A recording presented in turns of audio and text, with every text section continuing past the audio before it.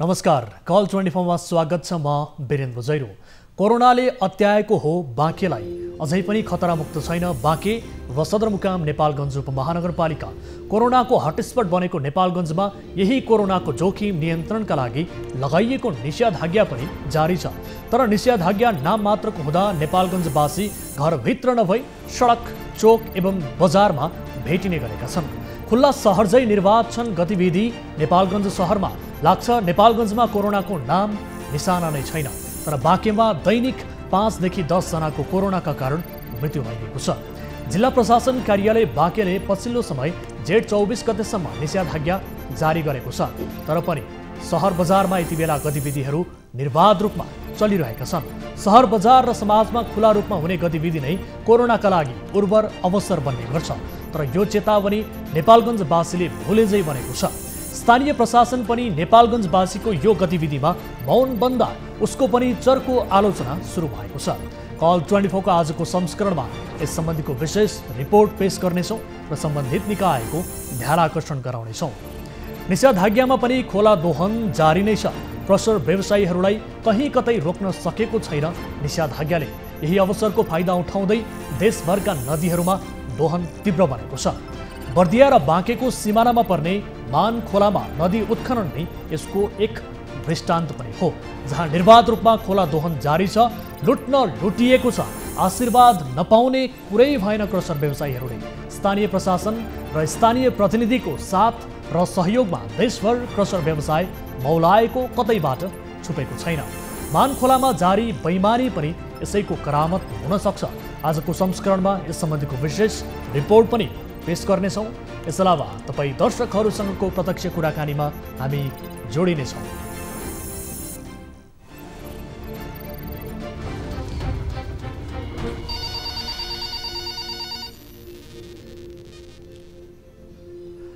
दर्शकहरू, कार्यक्रम कल 24 को नयाँ श्रृङ्खलामा उपस्थित भइसकेका छौँ। विविध विषयहरूसहित आज पनि कार्यक्रममा उपस्थित छौँ। कार्यक्रममा हामीले यो महामारीको समयमा तपाईँ दर्शक महानुभावहरूको पीडा, विशेष गरी तपाईँका समस्याहरू समाधान गर्नका लागि, तपाईँले आफ्नो गुनासो राख्नका लागि तपाईँको बढ्दो सहभागिता खोजिरहेका छौँ। विशेष गरी हामीलाई सम्पर्क गर्न चाहनुहुन्छ भने टोल फ्री नम्बर 1660 011 2424, एनसेल नम्बर 98 015 7 2424 र भाइबर नम्बर 98 84 011 037 मा तपाईँले कल गर्न सक्नुहुनेछ। र भाइबर र वाट्सएप मार्फत पनि तपाईँ जोडिएर आफ्ना जिज्ञासाहरू भिडियो मार्फत पनि हामीलाई राख्न सक्नुहुनेछ। आम सर्वसाधारणका ससाना विषयमा केन्द्रित हुने यस कार्यक्रममा तपाईँका जायज गुनासोहरूलाई सुन्दै त्यसको समाधान गराउनका लागि सम्बन्धित निकायको जवाफदेहिता खोज्दछौँ र तपाईँको समस्याका आधारमा त्यो समस्यालाई लाइभ समाधान गर्नका लागि सम्बन्धित निकायलाई लाइभ जोडेर उहाँहरूसँग त्यसको जवाब पनि दिने गर्दछौँ। कुनै आपद विपदमा पर्नु भएको छ, कुनै जिज्ञासाहरू छन्, कुनै गुनासोहरू छन् भने तपाईँले हामीलाई सम्पर्क गर्न सक्नुहुनेछ। र कार्यक्रम अवधिभर तपाईँले हाम्रो टेलिभिजनको स्क्रिनमा यो नम्बर डिस्प्ले भइरहेको देख्न सक्नुहुन्छ। र कार्यक्रम अवधिभर तपाईँले यो नम्बरमा कल गर्नुभयो भने कार्यक्रममा सहभागिता जनाउन सक्नुहुनेछ। प्रत्यक्ष रूपमा आफ्ना जिज्ञासाहरू राख्न सक्नुहुनेछ। यति बेला कोही दर्शक कार्यक्रमको सुरुवातमै जोडिनु भएको छ, उहाँसँग कुराकानी गरिहाल्छौँ। नमस्कार, को बोल्दै हुनुहुन्छ, कहाँबाट? हेलो हजुर नमस्कार, को बोल्दै हुनुहुन्छ, कहाँबाट? म अमलाल कंवर हो सर, कान्तिपुर हस्पिटलदेखि। अमलालजी, के समस्यामा पर्नुभयो, के का लागि सम्झिनु भयो? सर, यो अलिकति मेरो परिवार यो अपरेसन गर्नुपर्ने के अरे यो कान्तिपुर हस्पिटलमा। हजुर। त्यो भएर म एउटा काम गर्ने मजदुर व्यक्ति हो होइन। हजुर। यो काम गरेको यो कम्पनीहरूले पैसा दिएन सर। पटक पटक पोहोरको लकडाउनदेखिबाट पनि पैसा दिइराखेको छैन। त्यो भएर मैले हजुरहरूलाई यसो केही कुरा गरिदिनु कि भनेर सर यसो सम्झाएको थिएँ। हजुर। त्यो भएर यो काम गरेको पैसा दिइराखेको छैन। काम गरेको पैसा दिएको भए त मलाई त्यस्तो समस्या केही पनि पर्ने छैन सर। एकदमै गाह्रो भइराखेको छ। कोठा भाडा तिर्नु पर्यो, परिवारलाई अपरेसन गरिरहेको छ, गाह्रो छ सर। त्यही भएर मैले एकजना साथीसँग सल्लाह गरेर रवि सरसँग कन्ट्याक्टमा जाऊ, अनि अब कुन कम्पनी हो के हो उहाँसँग यथार्थ कुराहरू राख, अब उहाँले के पहल गरिदिनुहुन्छ होला भन्ने कुराहरू गर्नुभएको थियो। त्यो भएर मैले कल गरेको सर।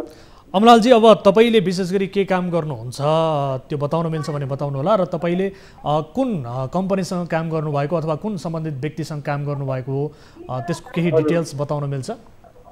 मिल्छ सर, मिल्छ। मसँग एग्रिमेन्ट गरेको कागज पनि छ। त्यो लेबरले काम गरेको त्यो लेबरको हाजिरा कार्ड पनि छ सर। अनि कति रकम छ तपाईले लिनुपर्ने उहाँसँग? कति समयको काम गरेको पैसा छ लिनुपर्ने? हाम्रो त 4वटा कम्पनीमा छ सर, 4वटा कम्पनीमा छ।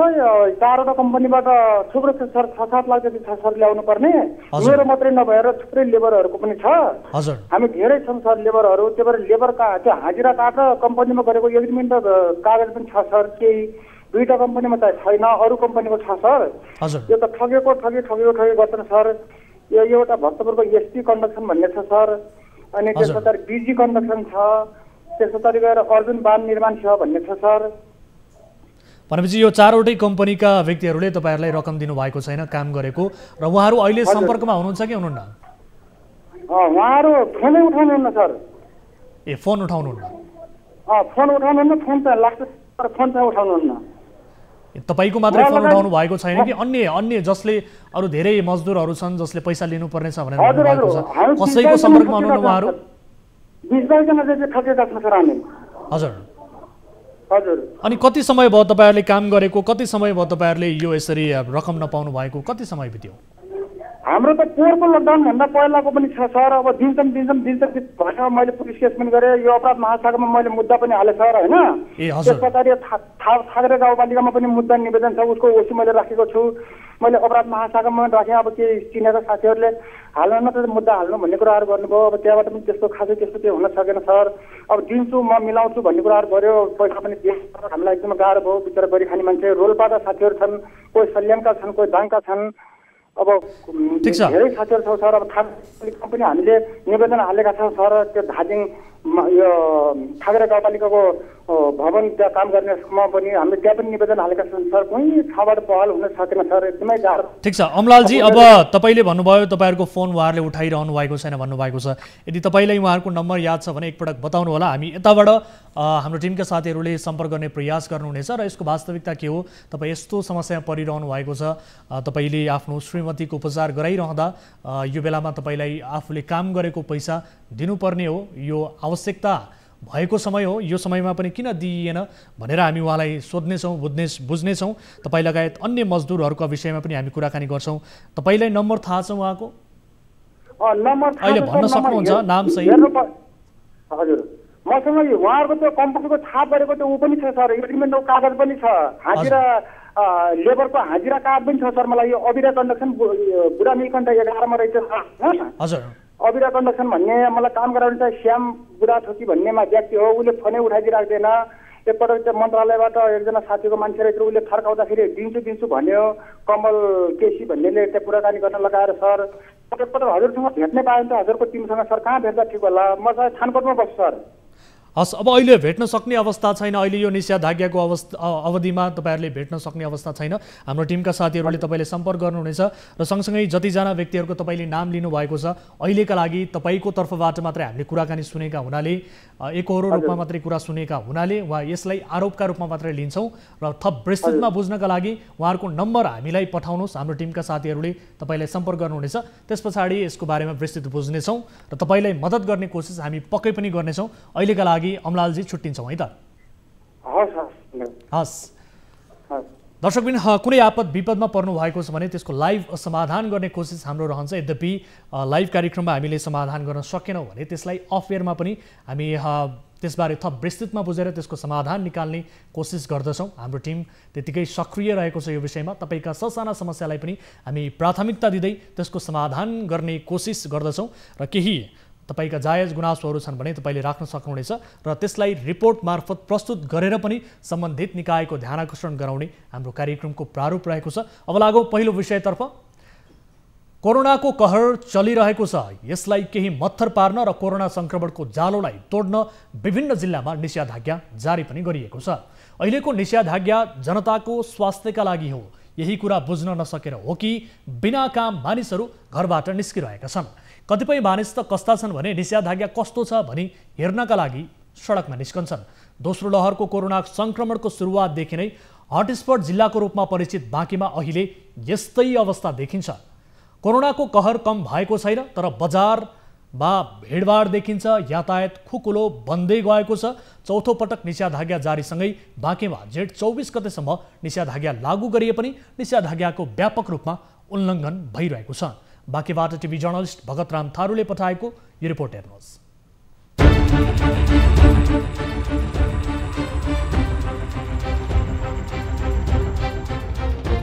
बाँकेमा स्थानीय प्रशासनले जारी गरेको निषेधाज्ञा जारी नै छ, तर अहिले बजारमा भिडभाड, पसल सुचारू, यातायात सञ्चालनमा रहेको देख्न सकिन्छ।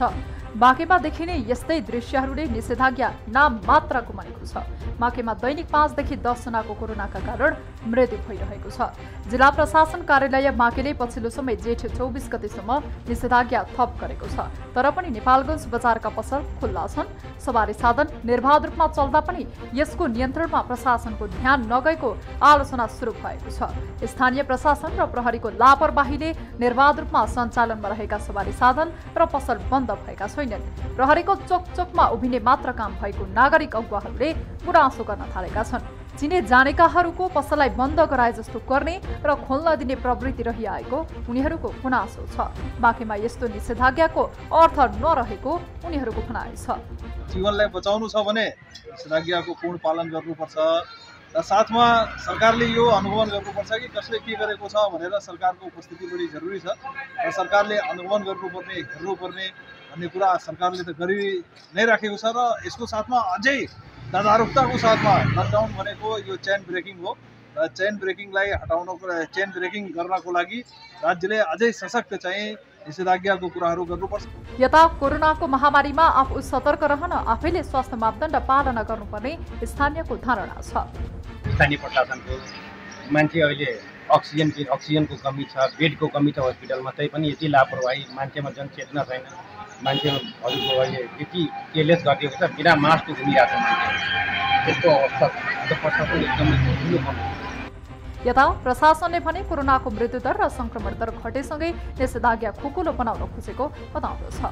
बिहान आफ्नो गन्तव्यसम्म जाने र आउनेहरूलाई सहज बनाउनका लागि खुकुलो पार्न खोजिएको प्रशासनको भनाइ छ, तर निषेधाज्ञा कडाइका साथ पालना नहुने हो भने बाँके पुरानै बेहालको अवस्थामा फर्किने चिन्ता स्थानीयको छ। दर्शकहरू, यस विषयमा थप जानकारी लिन्छौँ। यति बेला हामीसँग जोडिनु भएको छ बाँके जिल्लाका प्रमुख जिल्ला अधिकारी शिवराम गेलाल हाम्रो सम्पर्कमा हुनुहुन्छ। सिडिओ साहब, स्वागत छ यहाँलाई कार्यक्रममा। अब बाँकेमा विशेष गरी अहिले निषेधाज्ञा तपाईँले जारी गर्नुभएको छ, 24 गतेसम्म थप गरिएको अवस्था छ, तर निषेधाज्ञा प्रभावकारी भएन भनेर स्थानीय प्रशासनको चर्को आलोचना सुरु भएको छ। बाँकेमा यातायातका साधन निर्बाध रूपमा चलिरहेका छन्, बजार पसलहरू खोलिरहेका छन्, मानिसहरूको आवाजावत तीव्र रूपमा बढेको छ, कारण के होला? अहिले हामीले 12 बजेसम्म, बिहान 7 बजेदेखि 12 बजेसम्म पसलहरू भन्नाले दैनिक उपयोगी पसलहरू खोल्नलाई चाहिँ नि अनुमति दिएका छौँ। हजुर, त्यो कारण एउटा भयो भनेदेखि अर्को चाहिँ नि हाम्रो जमुना नाका त पहिलादेखि नै त्यहाँ आउने व्यक्तिहरूलाई हामीले व्यवस्थित तरिकाले सम्बन्धित गन्तव्य स्थानमा पठाउने गरि नै राखेका छौँ। अर्को हस्पिटलमा बिरामी, त्यस पछाडि गएर PCR टेस्ट गर्ने व्यक्तिहरू आउने, त्यस्तै चाहिँ नि अब तिनीहरूका कुराहरू चाहिँ नि आवत जावत अलिकति हुने क्रम रहेकै छ। त्यो अवस्थाले गर्दाखेरि हुनसक्छ मानिसहरूको भनाइमा चाहिँ नि अलिकति आवाज जावत चाहिँ नि देखिएको चाहिँ नि हुनसक्छ। त्यो छ भनेदेखि अर्को पसल, यहाँले भने जस्तै पसलहरू खुलिरहेको भन्ने कुरामा अब खाद्यान्न, खाद्य वस्तु लगायतका पसलहरू 12 बजीसम्म खुल्ने भएको हुनाले र अनि हाम्रो सुरक्षाकर्मीहरू जब चाहिँ नि चोकचोकमा हुनुहुन्छ, उहाँहरू नभएको अवस्थामा अथवा उहाँहरू उल्टे अथवा उसमा गस्तीमा हिँडिरहेपछि तुरुन्त सटर उहाँहरू पुग्दा सटर बन्द गर्ने अनि उहाँहरू हिँडिसकेको अवस्था, सुरक्षाकर्मी त्यहाँबाट अलिकति अगाडि गस्तीमा हिँडिसकेपछि चाहिँ फेरि खोल्ने अवस्था चाहिँ केही ठाउँहरूमा भएको छ र तिनीहरूलाई चाहिँ हामीले कारवाहीको दायरामा पनि लिइरहेका छौँ। सिडिओ साहब, यसको अर्थ अब निषेधाज्ञालाई केही खुकुलो बनाउन खोजेको भन्ने बुझिन्छ पनि, तर तपाईँहरूले यो खुकुलो बनाउनुको पछाडिको आधारहरू के हो? सङ्क्रमण हुन त घट्दै गइरहेको स्थिति पनि छ, तर जुन हिसाबले सङ्क्रमण घट्नुपर्ने हो यो नघटेको अवस्था पनि छ, अझै पनि 8 देखि 10 जना मानिसहरूको मृत्यु भइरहेको छ। यो अवस्थामा स्थानीय नागरिक अगुवाहरूले चिन्ता गरेका छन् कि कहीँ कतै बाँके पुरानै अवस्थामा फर्किने हो कि पुरानै बेहालको अवस्थामा फेरि पनि बाँके गुज्रिने हो कि भन्ने चिन्ता सुरु भएको छ। यो के आधारमा तपाईँहरूले यसलाई खुकुलो बनाउन खोज्नु भएको हो, यसबारे बताइदिनुहोस्। यसबारेमा हामीले हिजोको जुन अवस्था थियो त्यो अवस्थाबाट अलिकति केही सहजता आएकै छ, नआएको होइन। हजुर जुन बिरामीहरूको चाप पनि हस्पिटलहरूमा अलिकति कमी नै भएको अवस्था पनि छ। त्यसै गरी अब PCR टेस्टहरू गर्ने क्रममा पनि केही कमी आएको छ। तर तापनि अहिलेको हामीले जोखिम पूर्ण रूपमा हटिसकेको अवस्था छैन। तर अब हिजो जुन अवस्थामा थियो त्यसलाई चाहिँ हामी अलिकति नर्मलाइज गर्दै जाने कि भन्ने सोचमा चाहिँ हामी लागेकै हौँ। तर त्यसो भन्दाखेरि हामीले भनौँ नागरिकहरूलाई पूर्ण रूपमा स्वास्थ्यका मापदण्डहरू अपनाउनुहोस्, सामाजिक दूरी कायम गर्नुहोस्, भिडभाड नगर्नुहोस् र आफ्ना दैनिक उपयोगी वस्तुहरू खरिद गर्नुहोस् भनेर चाहिँ भनेका छौँ। अब स्टुडियो साहब, यहाँहरूले 12 बजेसम्म जुन हिसाबले पसल सञ्चालनका लागि खाद्यान्नहरूको विशेष अति आवश्यकीय वस्तुहरूको खरिद बिक्रीका लागि जुन व्यवस्था गर्नुभएको छ, यो समयमा पनि मानिसहरूको अझ बढी चाप देखियो। अझ यसलाई यो तपाईँहरूले बनाएको मापदण्डलाई पूर्ण रूपमा पालना नगरिएको देखियो। यसका लागि तपाईँहरूले अनुगमन गर्नुभएको छ? हामीले अनुगमन पनि गरेका छौँ र त्यसको साथसाथै चाहिँ त्यो पालना नगर्ने व्यक्तिहरूलाई कारबाहीको दायरामा पनि लिएर आएका छौँ।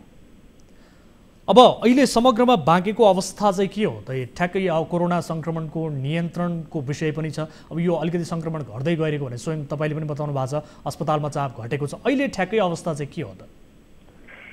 अहिलेको अवस्था हेर्दाखेरि बाँकेमा हस्पिटलको अवस्थालाई हेर्ने हो भने बाँकेको भन्दा पनि बाहिरी जिल्लाहरूबाट बिरामीहरू आउने क्रम रहिरहेको छ र बाँकेकै खास चाहिँ बिरामीहरूको उपस्थिति चाहिँ केही कमी आएकै अवस्था रहेको छ भने स्थानीय तहमा हिजोको दिन हामीले सञ्चालनमा ल्याएका आइसोलेसनहरूमा पनि अहिले धेरै कम मात्र बिरामीहरू रहिरहनु भएको छ भने होम आइसोलेसनमा बसेका व्यक्तिहरू पनि डिस्चार्ज हुने क्रम चाहिँ बढी नै रहेको छ।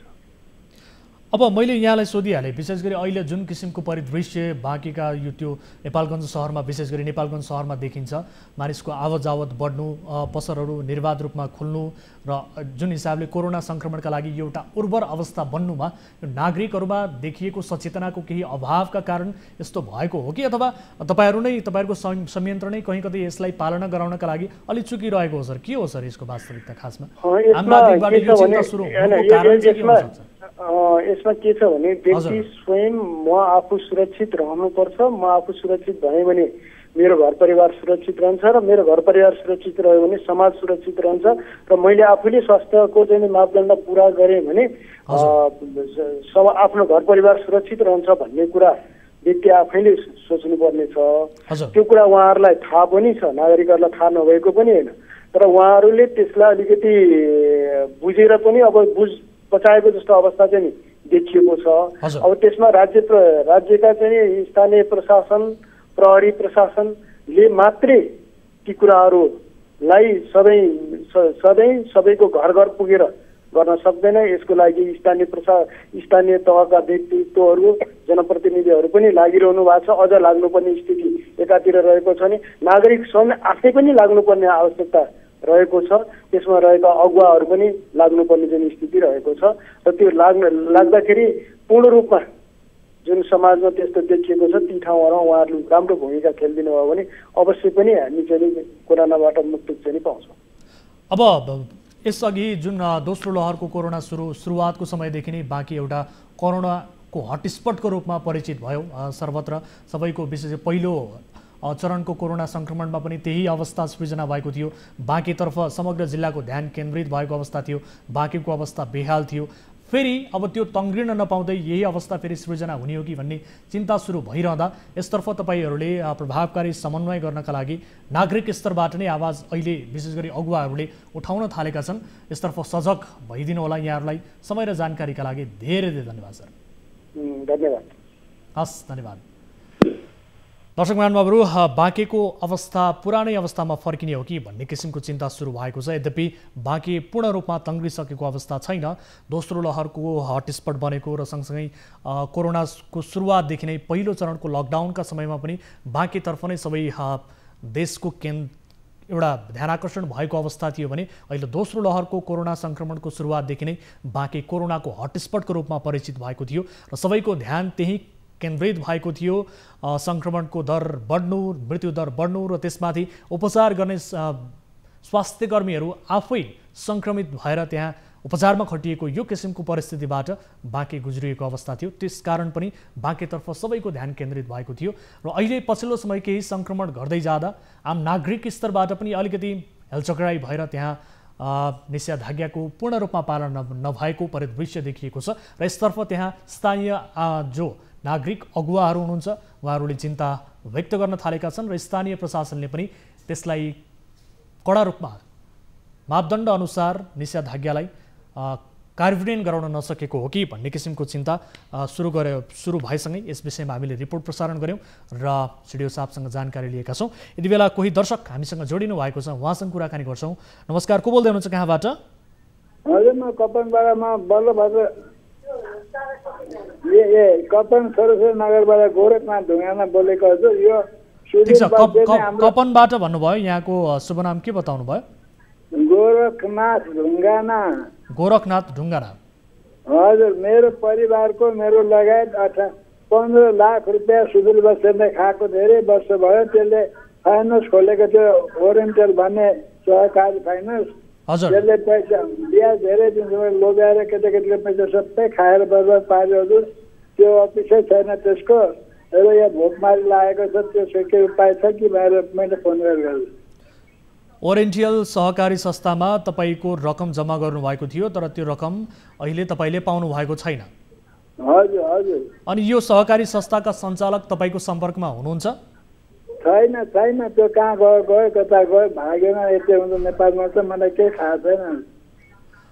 अब तपाईँ सँगसँगै अन्य व्यक्तिहरू पनि हुनुहुन्छ होला जसले यसमा आफ्नो रकम जम्मा गर्नुभएको थियो होला।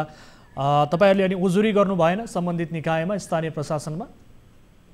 उजुरी गरेको साथीहरू धेरै, त्यसले 700 मान्छेको पैसा खाए भन्छन् साथीहरू धेरै होला, तर त्यो पनि म जान्दिनँ को कसले खाए कसले के गरे।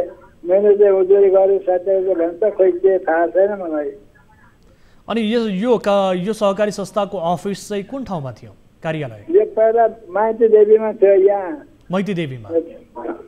अहिले त्यहाँ अफिस बन्द छ? अहिले त अब बन्द नै होला। हजुर, बन्दै छ, कति बेलाबाट बन्दै छ। त्यो छोडेर कता गयो कता अर्का ठाउँ। त्यो सहकारी अफिसमा कहाँ छ त्यहाँ त्यसको हिसाब किताब होला, अरू चाहिँ त्यहाँ त छैन अहिले। हस्, यस विषयमा हामी बुझ्ने कोसिस गर्नेछौँ। मलाई जानकारी प्राप्त भएअनुसार यसअघि पनि अन्य स्थानीय नागरिकहरूले यसबारे, मैती देवीकै स्थानीय त्यहाँ नागरिकहरूले यो सहकारी संस्थाबारे हामीलाई गुनासो गर्नुभएको, आफूहरू ठगिएको बारे गुनासो गर्नुभएको बारे मलाई जानकारी प्राप्त भएको छ। तपाईँ लगायत धेरै व्यक्तिहरू यो सहकारी संस्थाबाट ठगिएको गुनासो गरिरहनु भएको छ। यसबारे थप बुझ्ने कोसिस गर्नेछौँ। समय र जानकारीका लागि यहाँलाई धेरै धेरै धन्यवाद। हस्, धन्यवाद। दर्शकबिन, मलाई जानकारी प्राप्त भएअनुसार ओरिएन्टल सहकारी संस्थाबाट आफूहरू ठगिएको बारे हामीलाई धेरै सर्वसाधारणहरूले गुनासो गरिरहनु भएको छ, जसले यो सहकारी संस्थामा विश्वास गरेर आफ्नो बचत गरिरहनु भएको थियो। उहाँहरूले अहिले यो सहकारी संस्थाका सञ्चालकहरू आफ्नो सम्पर्कमा नरहेको र आफूहरूलाई ठगेको भनेर गुनासो गरिरहेको र यसबारे बारम्बार हामीलाई गुनासो आइरहेको भन्ने किसिमको जानकारी प्राप्त भएको छ। र गत कार्यक्रममा पनि हामीलाई एउटा अर्को सहकारी संस्थाले यसै गरी ठगेको भनेर गुनासो गरेका थिए। आम सर्वसाधारणहरूलाई हामी भनिरहेका छौँ, आफूले भविष्यको एउटा सुनिश्चितताका लागि जुन हिसाबले आफ्नो रकम जम्मा गर्छौँ, त्यो रकम जम्मा गरिरहँदा विश्वासिलो सहकारी संस्था र त्यसका सञ्चालकहरू कतिको भरपर्दो छन्, कतिको विश्वासिलो छन्, यी सबै कुराहरू बुझेर मात्रै तपाईँहरूले आफ्नो रकमको सुनिश्चितता गर्नका लागि हामी अनुरोध गर्न चाहन्छौँ। अहिले सहकारी क्षेत्रको ठगी धन्दा मौलाएको छ। सबै सहकारी संस्था त्यस्ता छैनन्, तर अधिकांश सहकारी संस्थाहरू अहिले ठगी धन्दामा लागि परेका छन्। बचतकर्ताहरूलाई कसरी ठग्ने भन्ने किसिमको एक किसिमको अवस्था ती सहकारी संस्थाहरूले देखाइरहेका छन्। यसतर्फ आम सर्वसाधारणहरू सचेत हुनका लागि हामी अनुरोध गर्न चाहन्छौँ। बारम्बार हामीले भनि पनि रहेका छौँ र विभिन्न समयमा रिपोर्ट मार्फत हामीले दर्शकहरूलाई देखाइ पनि रहेका छौँ। केही सहकारी संस्थाहरूको करतुत हामीले पर्दाफास पनि गरिरहेका छौँ। यति बेला लाग्छौँ अर्को रिपोर्टतर्फ यहाँहरूको ध्यान आकर्षण गराउन चाहन्छु। निषेधाज्ञाको मौका छोपेर तस्करहरूले तीव्र रूपमा प्राकृतिक सम्पदाको दोहन गरिरहेका छन्। यस्तै बर्दिया र बाँकेको सिमानामा पर्ने मानखोलामा नदी उत्खनन भइरहेको स्थानीयले गुनासो गरेका छन्। स्थानीयको गुनासोका आधारमा टिभी जर्नलिस्ट ज्योति कुमार पन्थीले स्थलगत रूपमा तयार पारेको यो रिपोर्ट हेर्नुहोस्।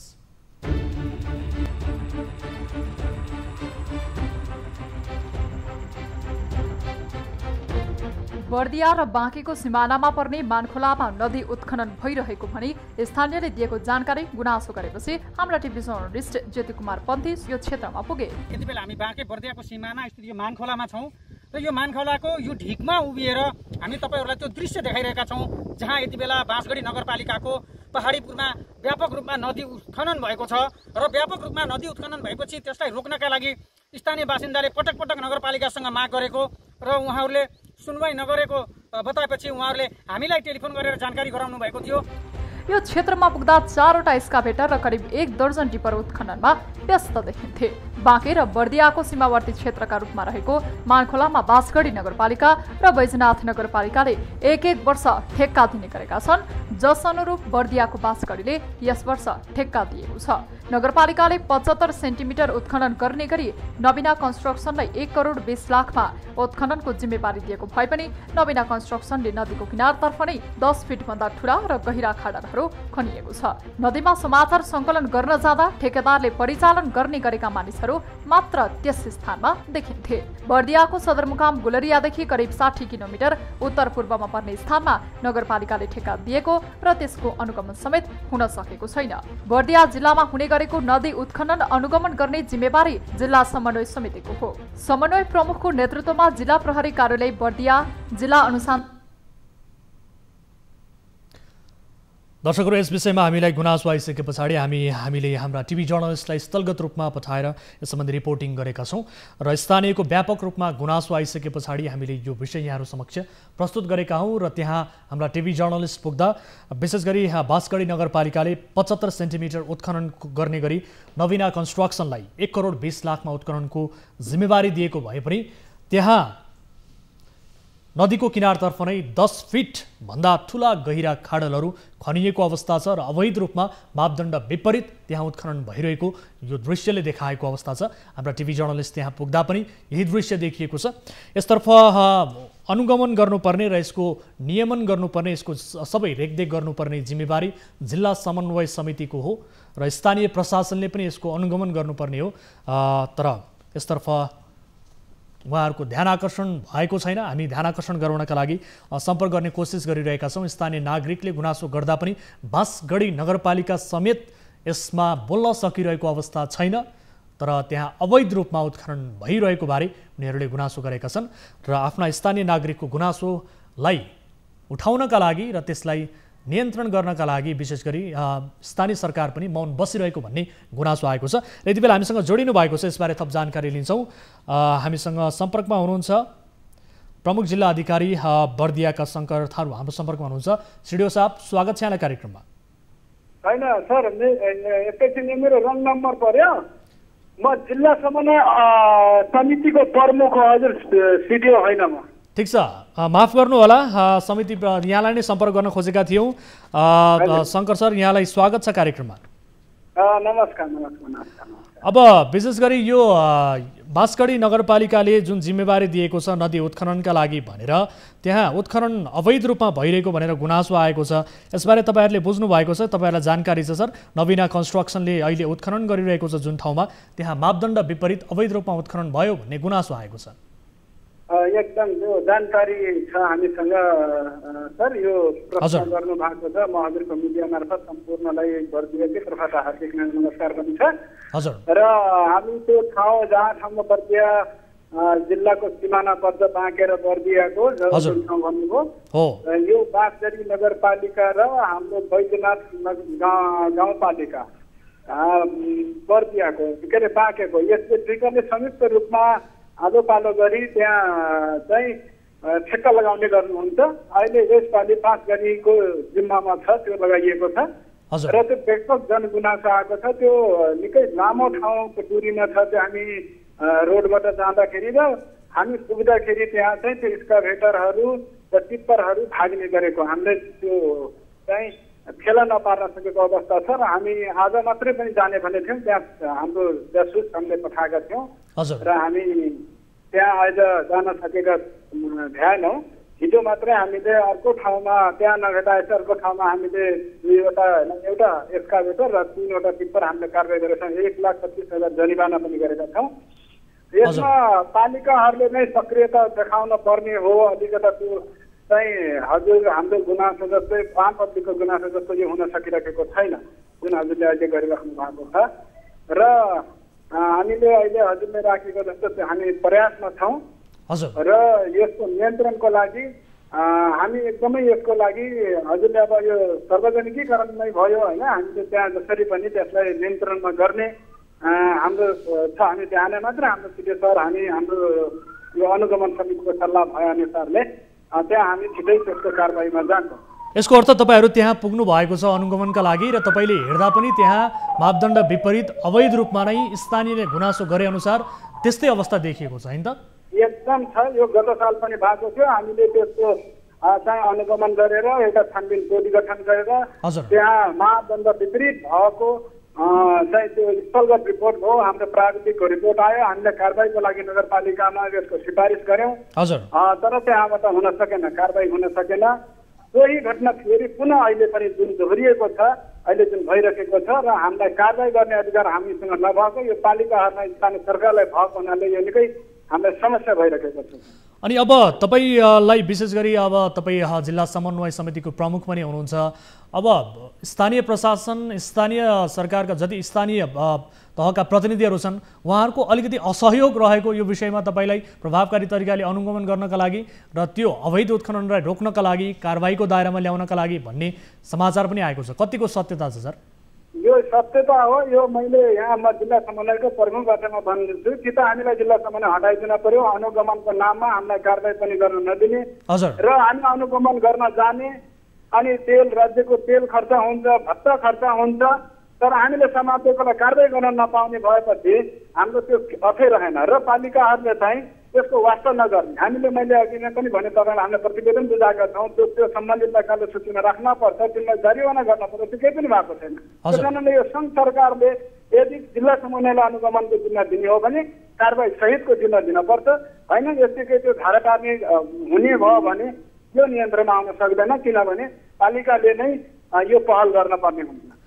अब विशेष गरी तपाईँहरूले संरक्षण गर्नुपर्नेलाई यति बेला हामीले सम्पर्कमा ल्याएका छौँ। मलाई जानकारी प्राप्त भएअनुसार बाँसगढी नगरपालिकाका मेयर हुनुहुन्छ बर्दियाका, उहाँसँग पनि कुराकानी गर्छौँ। तपाईँ एकैछिन होल्डमा रहनुहोला सर। शालिग्राम अधिकारी हाम्रो सम्पर्कमा हुनुहुन्छ। मेयर साहब स्वागत छ यहाँलाई कार्यक्रममा। सुन्दै हुनुहुन्छ मलाई? अब यो मानखोलामा तीव्र रूपमा नदी उत्खनन भइरहेको गुनासो आएको छ तर यो नदी उत्खनन रोक्नका लागि तपाईँहरूले आफ्नो तर्फबाट जुन अनुगमन गर्नुपर्ने हो, निगरानी गर्नुपर्ने हो, यसका लागि असहयोग गरिरहनु भएको भन्ने खबर आएको छ सर। मेयर साहब के हो वास्तविकता? असहयोग भन्ने कसले भन्यो त्यस्तो शब्द चाहिँ त्यो फिर्ता लिए पनि राम्रै होला। अब यो हामी दुईटा पालिकाको बिचको चाहिँ मध्य नदी हो, त्यो दुईटा बैजनाथ गाउँपालिका बाँके जिल्लाको र बर्दिया जिल्लाको पर्छ। हामीले दुईटै पालिकाहरूले संयुक्त रूपमा त्यसलाई टेन्डर गर्ने प्रक्रिया सारेका छौँ 3 वर्ष अगाडिदेखिबाट। त्यसको लागत पनि हामी साझेदारीमा गर्छौँ र त्यसको आएको पैसा पनि हामी साझेदारीमा गर्छौँ। त्यो साझा नदी हो, सीमा नदी हो। त्यसकारण हामीले त्यसको सन्दर्भमा चाहिँ हिजो मात्रै पनि अनुगमन गरेर आएका छौँ र हामीले त्यहाँको प्रशासनलाई समेत चाहिँ दुईटै पालिका बिचमा बसेर प्रशासन सहित गरेर हामी त्यसको अनुगमन गरेर आएका छौँ र त्यसको सन्दर्भमा अध्ययन गरेर आएका छौँ र त्यसको हामी भोलि बैठक बसेर त्यसलाई जो निर्माण व्यवसायी छ उसलाई समेत हामीले बैठकमा बोलाएर त्यस सन्दर्भमा पनि कुराकानी गर्ने योजना बनाइरहेको छौँ। के बताइदिनुहोस् मलाई, जुन क्षेत्रमा अहिले उत्खनन भइरहेको छ त्यहाँ गलत रूपमा अवैध रूपमा उत्खनन भइरहेको छ कि छैन? स्थानीय सरकारको निष्कर्ष चाहिँ के हो सर? अहिले त्यहाँ उनीहरूले जुन निर्माण व्यवसायीहरूले केही गलत गरेकै छ, हामीले हिजो गएर अवलोकन गऱ्यौँ। त्यसकारण उसलाई हामीले सचेत पनि गराएका छौँ र भोलि हामी बैठकमा बोलाएर उसलाई आवश्यक चाहिँ नीति नियमअनुसारको कारबाही अगाडि बढाउने खालकोबाट चाहिँ दुवै पालिका बिचको बैठक पनि भोलि बस्दैछौँ। प्रमुख जो जिल्ला समन्वय समितिका प्रमुख हुनुहुन्छ उहाँ पनि त्यहाँ गलत भइरहेको छ भनेर भन्नुहुन्छ, तपाईँ पनि गलत भइरहेको छ भनेर भनिरहनु भएको छ तर रोक्न चाहिँ किन सकिएन, कारबाही गर्न किन सकिएन, कमजोरी कहाँनिर भइरहेको छ, एक आपसको समन्वय चाहिँ किन हुन सकिरहेको छैन? त्यसो भए यो खास गरी चाहिँ यो वास्तवमा लकडाउनको प्रभाव पनि होला भन्ने मलाई लाग्छ। यति बेला हामी लकडाउनको कारणले विभिन्न ठाउँमा रहँदाखेरि त्योतर्फ हामी ध्यान नपुर्याउँदाखेरि वास्तवमा निर्माण व्यवसायीहरूको जहाँसुकै पनि यस्तो खालको चाहिँ केही न केही लापरवाही देखा पर्छ त्यसकारण हामीले त्यो लापरवाहीलाई सचेत गराउनका निम्ति हामीले हिजै उसलाई सचेत पनि गराइसकेका छौँ। हामी फिल्डमै पुगेर आएका हौँ र भोलि हामी नियमित हिसाबले बैठक बसेर उसलाई चाहिँ त्यो क्षेत्रमा भएका गतिविधिहरूको सन्दर्भमा चाहिँ सचेत गराउने र कारबाहीका केही प्रक्रिया अगाडि बढाउने सोचमा छौँ। तर लकडाउनको प्रभाव, निषेधाज्ञाको प्रभाव भनेर यसलाई नजरअन्दाज गर्नुपर्ने विषय त होइन, अत्यन्त संवेदनशील विषय र सँगसँगै तपाईँका स्थानीय नागरिकले व्यापक रूपमा गुनासो गरिरहेको विषय र यसलाई रोक्नका लागि जिल्ला समन्वय समितिको पनि साथ पाइरहँदा यसलाई किन रोक्न सकिएन भन्ने मूल प्रश्न हो सर। रोक्न त हामीले रोक्नै खोजिरहेका छौँ। त्यसकारण हामीले हिजो हामी प्राविधिक सहित गएका छौँ र त्यसको हाम्रो चाहिने जुन क्वान्टिटी हो त्यो क्वान्टिटीको चाहिँ हामीले नाप पनि गरिरहेका छौँ। अब त्यसकारण उसलाई हामीले कुन क्वान्टिटीमा कति मात्रा उठाउन दिएका थियौँ त्यो खोलामा आइए अनुसार त्यो क्वान्टिटी पुरा भएको भए उसलाई भोलिको मिटिङ हेरेर हामी अन्त्य पनि गर्दैछौँ। मेयर साहब एकैछिन होल्डमा रहनु होला, हामीसँग जिल्ला समन्वय समितिका प्रमुख पनि जोडी नै रहनु भएको छ।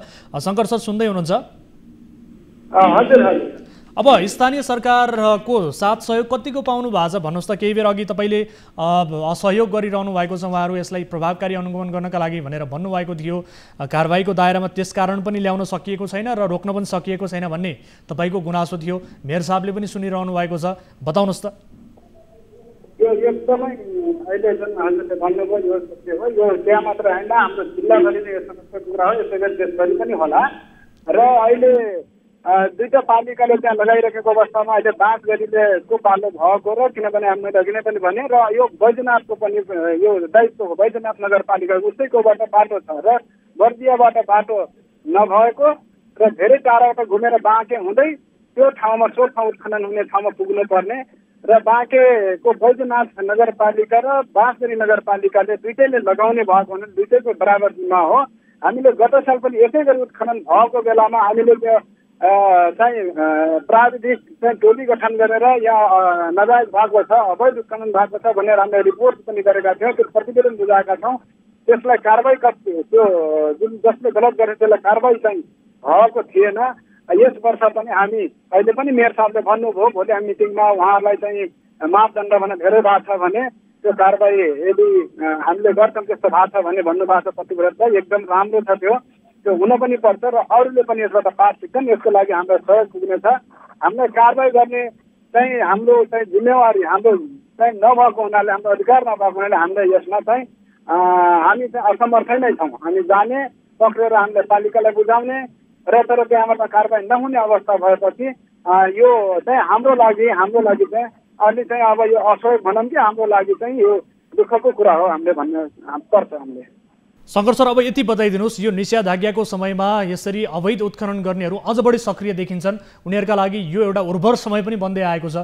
तर यसलाई रोक्नका लागि अब यो निषेधाज्ञाको समय हो, त्यसको प्रभाव पनि होला भनेर नजरअन्दाजै गरिदिने हो कि अथवा यसलाई स्ट्रिक्टली रोक्ने हो सर? कहिलेसम्म रोक्नुहुन्छ सर? हाम्रा टिभी जर्नलिस्ट त्यहाँ पुग्दा हिजो पनि उत्खनन भइरहेको छ र आज पनि त्यहाँ अवैध उत्खनन भइरहेको छ सर। हिजो मात्रै हामीले चाहिँ समातेका छौँ त 1,25,000 बराबरको हामीले जरिवाना पनि हामीले गरेका छौँ हिजो मात्रै। र हामी निक्लेको थाहा पाउने बित्तिकै अब यो च्यानललाई अब कस्तो फिट गरेको कि सबै थाहा पाउने र यिनीहरू भाग्ने र एउटा दुईटा मात्रै फेला पर्ने र हामी यो निरन्तर छ। यो अब अहिले यस वर्षको अब यो अन्तिम भयो र यिनीहरूले एकदमै धेरै खनिरहेको छ। अहिले लकडाउनको अवस्थामा कोही पब्लिक बाहिर ननिक्लिने, प्रहरी प्रशासन चाहिँ यसको व्यवस्थापनमा, भिडियो कार्य व्यवस्थापनमा, मेयर साहबहरू जनप्रतिनिधिहरू पनि कोभिडकै यो चाहिँ व्यवस्थापनमा बिजी भएको अवस्थाले यो चाहिँ अलिकता तस्करी भएकै छ। एकदमै यो बढेको छ। यो हजुरले भनेको एकदम रिपोर्ट जे पब्लिकहरूले दिनुभएको छ एकदम सत्य हो। यसको लागि हामी चाहिँ निरन्तर प्रयासमा छौँ। अहिले हिजो मात्रै पनि हामीले यो कारबाही गरेका छौँ, आज पनि हामी जाने भनेका थियौँ र मेयर साहबले जसरी प्रतिबद्धता गर्नुभएको छ यसै गरेर दुईटै पालिकाले गरिदिने भने त्यो ठाउँमा रोक्न एकदमै सकिन्छ। अब मेयर साहब पनि यति बेला लाइनमै हुनुहुन्छ होइन? अब तपाईँ यति बताइदिइहाल्नुहोस् कि अब स्थानीय सरकारबाट र विशेष गरी मेयर साहबबाट कस्तो किसिमको सहयोग पायो भने यसलाई स्ट्रिक्टली तपाईँहरू रोक्न सक्नुहुन्छ? वर्षेनी यो समस्या दोहोरिरहेको छ, वर्षेनी अवैध रूपमा उत्खनन यसरी भइरहेको छ, स्थानीयले वर्षेनी गुनासो गर्नुपर्ने अवस्था आइरहेको छ, तपाईँहरू पनि जानकार नै हुनुहुन्छ। स्थानीय सरकारबाट कस्तो सहयोग पायो भने तपाईँहरू यसलाई स्ट्रिक्टली रोक्न सक्नुहुन्छ सर? बताउनुहोस् त, मेयर साहब पनि सुन्दै हुनुहुन्छ। यो त एकदमै पालिका मेयर साहबहरूको एकदम सहयोगको आवश्यक छ। प्रहरी प्रशासनको पनि एकदमै आवश्यकता छ, किनभने त्यहाँ प्रहरीको चाहिँ हामीले सहयोग पाएन भने हामी त्यहाँ पुग्दा पुग्दै उनीहरू भाग्ने र चाहिँ अलिकति गुन्डागर्दी टाइपको पनि हुने यो अवस्थाको त्यहाँ परिस्थिति छ। त्यस कारणले पनि अस्ति तपाईँले सुन्नुभयो होला हाम्रो बाँकेमा एकजना चाहिँ यो अनुसन्धानकै चाहिँ एकजना व्यक्तिलाई खुकुरी प्रहार गरेर हत्या पनि भएको छ यो ठाउँमा र यहाँ हामीले प्रहरीको सहयोग पाएनौँ भने यो असम्भव छैन र अझै अग्रसर स्थानीय सरकार लोकल भएको हुनाले त्यहाँको वार्डाध्यक्ष त्यहाँको चाहिँ अध्यक्षज्यूहरू मेयर साहबहरू यसमा चाहिँ सहयोग गर्नुपर्छ र जुन क्वान्टिटी उहाँले दिनुभएको छ त्यसका नापजाप गरेर त्यसभन्दा धेरै जिग्रेसन त्यसलाई तुरन्त त्यसको चाहिँ स्रोत भर्न अथवा त्यहाँ राजस्व बुझाउने र त्यसलाई कारवाही गर्ने यो प्रक्रियाहरू स्थानीय सरकारले चाल्नुपर्छ र यो चाहिँ बल्ल चाहिँ अलि नियन्त्रण जस्तो हुन्छ। उसले जति नै खने पनि हामीले त्यहाँको अवस्था त्यहाँको सबै नापजाप गऱ्यौँ भने त्यहाँ कति खनेको छ त्यो सबै परिणाम आउँछ र त्यसलाई चाहिँ त्यसको चाहिँ राजस्व पालिकामा दाखिला गर्न लगाउनु पर्ने पर्छ। यो मेयर साहबहरूले गर्नुपर्छ। समय र जानकारीका लागि यहाँलाई धेरै धेरै धन्यवाद शङ्कर सर। मेयर साहब सुन्दै हुनुहुन्छ? मेयर साहब यहाँले सुन्दै हुनुहुन्छ? अब शङ्कर सरको कुरा पनि यहाँले सुनिसक्नु भएको छ, जिल्ला समन्वय समितिको आधिकारिक कुरा पनि तपाईँले सुन्नु भएको छ। अब यसलाई रोक्नका लागि पूर्ण रूपमा सहयोग समर्थन गर्नुहुन्छ सर? जिल्ला समन्वय समितिकै चाहिँ प्रमुखकै नेतृत्वमा हामी गत साल दुईटै जिल्ला विकास समितिका बाँकेको बर्दियाका दुईटै समन्वय प्रमुखहरू, हामी दुईटै पालिकाका प्रमुखहरू, सीमा नदी हो, हामी सबैले त्यो गत साल पनि हामीले अनुगमन गरेको हो त्यो ठाउँमा र अनुगमन पछि चाहिँ त्यसलाई व्यवस्थापन गर्न निम्ति महत्त्वपूर्ण निर्णय गरेको थियो गत साल पनि। यसपटक पनि हामीले त्यो हिजो मात्रै त्यसको खबर प्राप्त भइसकेपछि हिजो हामी त्यही फिल्डमा पुगेका छौँ र समन्वय समिति प्रमुखसित पनि बिहान मात्रै कुरा भएको थियो र हामी त्यही कुराको आधारबाट हामी त्यसको प्रक्रियामा अगाडि बढ्दैछौँ। समय र जानकारीका लागि यहाँलाई धेरै धन्यवाद मेयर साहब। धन्यवाद। दर्शकहरू, यति बेला हामीसँग जोडिनु भएको थियो बाँसगढी नगरपालिकाका बर्दियाका मेयर हुनुहुन्थ्यो शालिग्राम अधिकारी, उहाँसँग कुराकानी गऱ्यौँ र अवैध रूपमा भइरहेको यो उत्खननलाई लिएर जिल्ला समन्वय समिति, स्थानीय सरकार र विशेष गरी स्थानीय प्रशासन बीचको समन्वय अभावको कुराहरू पनि आइरहँदा के हो त यसको वास्तविकता र यसलाई किन रोक्न सकिएको छैन भन्ने हामीले जानकारी लियौँ र यद्यपि उहाँहरूले गरेको अनुगमनमा पनि त्यहाँ जसरी उत्खनन भइरहेको छ त्यो गलत भइरहेको छ, अवैध भइरहेको छ भन्ने उहाँहरूले पनि फाइन्ड आउट गर्नुभएको छ।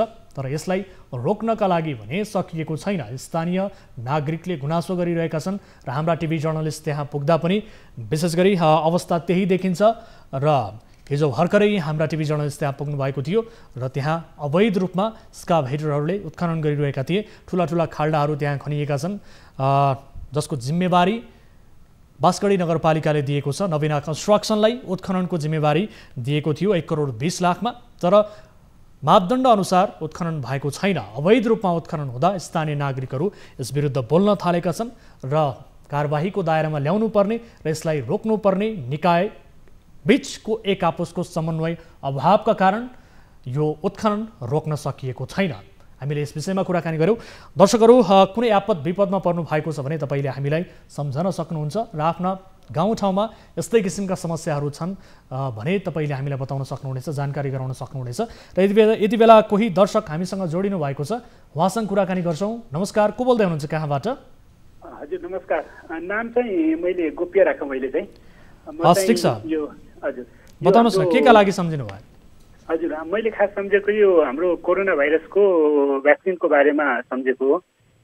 म पेसागत रूपमा एउटा डाक्टर छु र मैले चाहिँ विगत 3.5 वर्षदेखि यो भ्याक्सिनको क्लिनिकल ट्रायलमा काम गरिरहेको छु। अनि हालमा जुन हामी सबैलाई थाहा भएको कुरा हो कि कोरोना भाइरसको भ्याक्सिनको लागि हाम्रो यो विश्वभरि नै हाम्रो सर्टेज छ यो भ्याक्सिनको। अब नेपालमा पनि त्यही कुरा हो र प्लस हामीले डिफ्रेन्ट कन्ट्रीबाट भनौँ न, चाइना र इन्डियाबाट हामीले डिफ्रेन्ट डोनेसनमा होस् अथवा किनेर भए पनि हामीले भ्याक्सिन ल्याएको छौँ।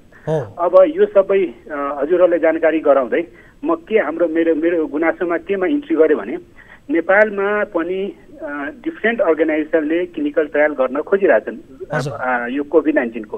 अब क्लिनिकल ट्रायल जबसम्म हुँदैन भ्याक्सिनहरू तपाईँको धेरै पर्याप्त मात्रामा हामीसँग उपलब्ध हुन सक्दैन। म पनि एउटा क्लिनिकल ट्रायलमा आबद्ध छु, जुन चाहिँ अहिले ठ्याक्कै क्लिनिकल ट्रायलको नाम चाहिँ अहिले पनि हामी गोप्य नै राखौँ। त्यो चाहिँ हाम्रो स्वास्थ्य मन्त्रालयको पछाडि तपाईँको नेपाल हेल्थ रिसर्च काउन्सिल तपाईँको छ। त्यो बडी भनेको हाम्रो भ्याक्सिनको ट्रायल गर्ने नगर्ने सबै पर्मिसन उहाँहरूले दिने हो। उहाँहरूले सबै एप्रुभल दिइसकेपछि त्यसपछि हामी औषधि व्यवस्थापन विभागमा जाने हो। त्यहाँबाट इम्पोर्ट लाइसेन्स पाउँछौँ भ्याक्सिन इम्पोर्ट गर्नलाई। त्यहाँबाट पनि पोजिटिभ रेकमेन्डेसन अहिले चाहिँ नियम चाहिँ के चाहिँ बारे छ भने एनएचआरसीले एप्रुभल दिएपछि डिडिएबाट रेकमेन्डेसन लेटर चाहियो। त्यो हाम्रो मन्त्रालयमा फाइल करिब 3.5 महिनादेखि त्यहाँ बसिरहेछ। अब सचिवज्यूलाई र मन्त्रीज्यूलाई चाहिँ पटक पटक भेट्दा चाहिँ उहाँहरूले को एउटै एन्सर के हुन्छ भने तपाईँहरूलाई क्लिनिकल ट्रायल फेज 3 को क्लिनिकल ट्रायल हो। क्लिनिकल ट्रायलमा पनि डिफ्रेन्ट फेजहरू हुन्छ, प्री क्लिनिकल हुन्छ, फेज 1 हुन्छ, फेज 2 हुन्छ। रिस्कहरू घट्दै जान्छ। हजुरको फेज 3 मा चाहिँ रिस्क एकदम मिनिमम हुन्छ।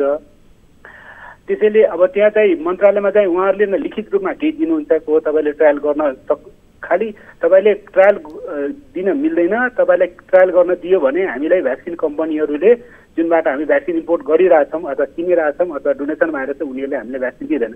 यो भनेको तपाईँले एकदमै गैर जिम्मेवारी एन्सर हो। कि त उहाँहरूले हामीले लेखेर दिनु पर्यो कि हो हामीले यो कारणले गर्दा तपाईँले क्लिनिकल ट्रायल गर्न दिँदैनौँ। अनि कस्तो हुन्छ भने तपाईँलाई थाहा छ कि डिफ्रेन्ट भेरिएन्टहरू डिफ्रेन्ट म्युटेसनहरू पनि भइरहेछ भाइरसमा होइन। अनलेस अन्टिल हामीले नेपालमा हाम्रो पपुलेसनमा जबसम्म क्लिनिकल ट्रायल गर्दैनौँ हामीलाई थाहा हुँदैन कि वास्तवमा कुन भ्याक्सिन कुन भेरिएन्टको कुन म्युटेसन भएको कुन भाइरसको अगेन्स्टमा राम्रोसँग काम गर्छ भनेर। यो भ्याक्सिनहरू तपाईँको झन् कोभ्याक्स फेसिलिटी एउटा छ तपाईँको यो कोरोना भाइरसको लागि नै बनेको हो। यो चाहिँ तपाईँको WHO त्यसपछि सेपी त्यसपछि Bill and Melinda Gates Foundation यो सबै मिलेर फन्डिङ गरेको छ कोभ्याक्सले। यो पनि ट्रायल सेपीबाट फन्डिङ भएको हो होइन। नेपालको लागि धेरै राम्रो अपर्च्युनिटी हो। हामी सबै कुरा रेडी भइसकेका छौँ। यहाँ त्यही पनि यो जस्ट मन्त्रालयमा चाहिँ यो जबकि साइन्टिफिक मान्छे जुन एनएचआरसीमा बसिराख्नु भएको छ डिडिएमा बसिराख्नु भएको छ उहाँले साइन्टिफिकली सबै प्रपोजलहरू रिभ्यू गरेर ओके गरिसकेको कुरालाई पनि मन्त्रालयमा पोलिटिकल उसले गर्दा चाहिँ जबकि मन्त्रालयमा कि साइन्टिफिकली उहाँले पनि रिभ्यू गर्नु पर्यो। मन्त्रालयमा पनि हो यो कारणले तपाईँहरूले मिल्दैन भन्नु पर्यो। करिब 3.5-4 महिनादेखि हामीलाई झुलाएर बसिराख्नु भएको छ। मैले यो सबै भन्दैमा यो सबै भूमिका भन्दैमा के भन्न चाहेँ भने हामी जस्तो आखिर मन्त्रीजीले 2-3 चोटि इन्टरभ्यूमा मन्त्रीजीले भन्नुभयो हामीले नेपालमा गिनीपिग बनाउन चाहँदैनौँ। गिनीपिगको कुरा होइन, हरेक कुरामा चाहिँ एउटै स्टेटमेन्ट काम लाग्दैन। हो डिफ्रेन्ट भ्याक्सिनहरू हुन्छ जुन चाहिँ फेज 1 अथवा प्री क्लिनिकल ट्रायल अथवा फेज 1 फेज 2 गर्नु पर्यो भने त्यसमा गिनीपिगको हुन्छ कि फर्स्ट टाइम नै ह्युमनमा हामीले नेपालमा हामी नेप्लिजमा दिइरहेछौँ। तर यसमा यो कुरा होइन। डिफ्रेन्ट वर्ल्डको डिफ्रेन्ट कन्ट्रीमा 4वटा कन्ट्रीमा म नामै लिँदा चाहिँ हजुरको फिलिपिन्समा, साउथ अफ्रिकामा, कोलम्बियामा र बेल्जियममा यो ट्रायल अलरेडी भइरहेछ। राम्रो हो, एकदमै राम्रो भ्याक्सिन। यदि हाम्रो कन्ट्रीमा पनि भयो भने हजुरको भोलि गएर हाम्रो पपुलेसनको 20% भ्याक्सिन कोभ्याक्स फेसिलिटी थ्रु फ्रीमा आउने हो। हामी जुन अहिले हाम्रो पहिला चाहिँ अब मन्त्रीज्यूले स्वास्थ्य मन्त्रीज्यूले चाहिँ एप्रोच गर्नु थियो। अहिले हाम्रो प्राइम मिनिस्टरज्यूले पनि भनौँ न बेलायतको हाम्रो एम्बेसडरलाई बोलाएर रिक्वेस्ट गर्नुभयो भ्याक्सिन दिनलाई। आजकल हाम्रो प्रेसिडेन्टज्यूले पनि डिफ्रेन्ट चाइनामा होस् त्यसपछि इन्डियामा होस् उहाँले पत्रचार गरेर युएसमा होस् राख्नु भएको छ। हामी माग्ने कहिलेसम्म हामी जबसम्म काम गर्दैनौँ होइन जबकि कुनै सेफ्टी कन्सर्न छ भने नगर्ने तर काम त सुरु गर्नु पर्यो नि। यो कुनै पनि अब डाक्टर साहब जस्तो अब तपाईँले बताएअनुसार अब खोपको विषयमा अहिले धेरै चर्चा परिचर्चा टिका टिप्पणीहरू पनि भइरहेका छन्। खोपको हाहाकार छ र कतिसम्म भने सरकारले चुनावको तयारी गरिरहँदा विशेष गरी नो भोट नो भ्याक्सिन भन्ने किसिम नो भ्याक्सिन नो भोट भन्ने किसिमका कुराहरू पनि उठाए। अब यो खोपको विषयमा जुन किसिमको धाँधली र यसको नीतिका विषयमा तपाईँले कुराकानी गरिरहँदा यो किसिमको अवस्था किन सृजना भइरहेको छ? यसको अन्तर्य के हुनसक्छ? छोटोमा तपाईँलाई जानकारी केही छ भने गराउनुहोस्। यसबारे थप जानकारी छोटो जानकारी पनि गराउँछु र हजुरले प्लिज एकचोटि मन्त्रालयमा गएर हजुरले रियाजीलाई पठाएर हजुरको मेडिकल जर्नलिस्ट हुनुहुन्छ उहाँलाई पठाएर यो विषयहरूमा खोज तलास गर्नु पर्यो। किनकि यो अब 1 to 1 मात्रै हो। हामी मिडियामा हुन चाहँदैनौँ अनेस्टली स्पिकिङ होइन। तर उहाँले कुरै नबुझिकन यो भनेको सिम्पल भनेको के भने कुनै पनि क्लिनिकल ट्रायल गर्दा चाहिँ झन् यो राम्रो कुरा हो कि फेज 3 भनेको सेफ हो डिफ्रेन्ट कन्ट्रीमा भइरहेको छ। हाम्रो अनलेस अन्टिल हाम्रोमा क्लिनिकल ट्रायल हामीले हेर्छौँ र यो कि वास्तवमा यो भ्याक्सिन हाम्रो फर इक्जाम्पल 100 जनालाई भ्याक्सिन दियो भने 100 जनालाई प्रोटेक्सन गर्दा चाहिँ कति प्रोटेक्सन गर्दा सबै कुरा हेर्छौँ। झन् सजिलो कुरा हो। उहाँहरूले अब आई डोन्ट नो अरू के उहाँहरूको फ्याक्टर छ उहाँहरूले चाहिँ ठ्याक्कै रोकिदिनु भएको छ कि साइन्सलाई रोक्नु भएन। अब एनएचआरसीले जुन इथिकली रिभ्यू गरेर हामीलाई एप्रुभल दिएको छ उहाँको कुरालाई पनि आखिर स्वास्थ्य मन्त्रालय चाहिँ एउटा बडी हो होइन एनएचआरसी भनेको। तैपनि उहाँले अब आई डोन्ट नो कि त साइन्टिफिकली उहाँले रिभ्यू गर्नु पर्यो। यो हजुरहरूले प्लिज एकचोटि गएर चाहिँ अब सचिवज्यूलाई अथवा मन्त्रीज्यूलाई नै गएर प्लिज यसलाई चाहिँ हजुरले प्लिज अगाडि बढाइदिनु पर्छ। हस्, एकदमै संवेदनशील विषयमा तपाईँले यहाँ जानकारी गराउनु भएको छ। यो जानकारीका लागि यहाँलाई धेरै धेरै धन्यवाद। यसबारे विस्तृतमा हामी बुझ्ने नै छौँ हाम्रा टिभी जर्नलिस्ट मार्फत। यसको थप वास्तविकता हामी आम दर्शक महानुभावहरूलाई देखाउने नै छौँ। समय र जानकारीका लागि यहाँलाई धेरै धेरै धन्यवाद। हस् सर, थ्याङ्क यू। दर्शकबिन, अहिले खोपका विषयमा देशमा धेरै चर्चा परिचर्चाहरू भएको छ। आम नागरिकहरूले जो पहिलो डोज लगाएका व्यक्तिहरू हुन् उहाँहरूले दोस्रो डोज कहिले लाउने भन्ने किसिमको अन्यलता कायमै छ। यद्यपि सरकारले खोपका लागि पहल गरिरहेको छ। केही डोज खोपहरू नेपाल आइपुगेको पनि छ। यो परिस्थितिमा भने केही डोज खोपहरू अझै पनि आउने चरणमै छ। तर पनि जुन हिसाबले खोपका लागि नेपाली जनताहरूले सङ्घर्ष गरे, यो सङ्घर्षलाई लिएर सरकारको निकै रूपमा आलोचना पनि भयो। यतिसम्म कि सरकारले चुनावको तयारी गरिरहँदा नो भ्याक्सिन नो भोट भन्ने किसिमका एउटा ट्रेन्ड नै चलाएको स्थिति पनि देखियो सामाजिक सञ्जालमा, विशेष गरी। र खोपका विषयमा भएका धाँधलीका बारेमा भने यसका अन्तर्यहरू बिस्तारै खुल्दै आएका छन् र जसमध्येको एक जानकारी यो पनि रहेको छ। यसबारे थप जानकारी हामी आम दर्शकहरूलाई गराउने नै छौँ। र स्वास्थ्य मन्त्रालयका विशेष गरी जो स्वास्थ्य मन्त्री हुनुहुन्छ उहाँले पनि विशेष गरी केही समय अघि सञ्चार माध्यमलाई खोपका विषयमा विभिन्न किसिमका बिचौलियाहरू लागि परेको भन्ने किसिमको कुराहरू आइरहेको थियो, जसका कारण खोपहरू आयात गर्नमा निकै ठुलो समस्या देखिएको बारे यस किसिमका समाचारहरू पनि सञ्चार माध्यममा नआएका होइनन्।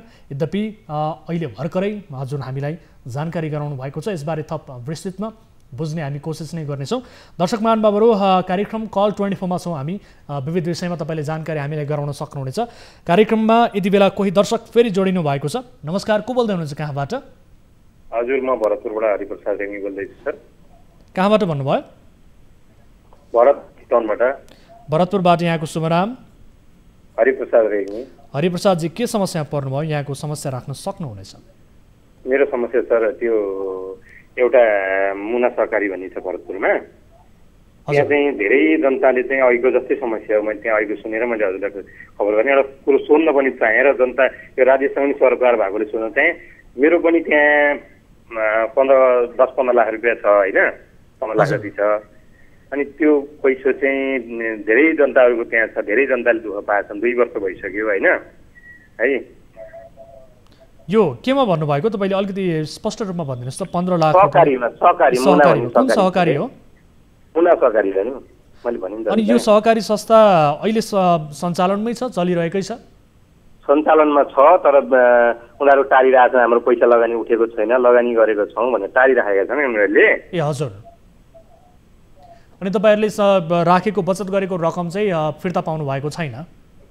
फिर्ता पाएको छैन। मैले चाहिँ हजुरसँग सोध्न चाहेको कुरो के भने सरकारले चाहिँ यसलाई ब्याङ्क सरह भन्छ होइन, सरकारलाई पनि जनतालाई चाहिँ। हजुर, सुन्दै हुनुहुन्छ हरिप्रसादजी? हजुर हजुर, सुनिरहेको छु सर। बताउनुहोस् त।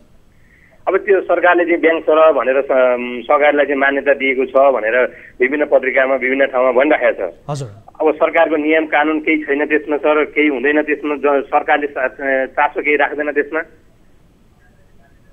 हजुर, पक्कै पनि अब यो विडम्बना हो तपाईँले जुन गुनासो राख्नु भएको छ।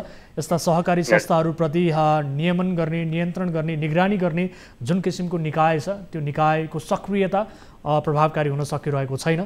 यो तितो यथार्थ पनि हो। त्यसकारण गर्दा तपाईँ जस्ता बचतकर्ताहरू ठगिएको अवस्था छ। सहकारी संस्थाहरूको मन पनि बढ्दै गएको छ र ठग्ने जुन सहकारी छन् उनीहरूको मनोबल झन् बढ्दै गएको स्थिति पनि छ।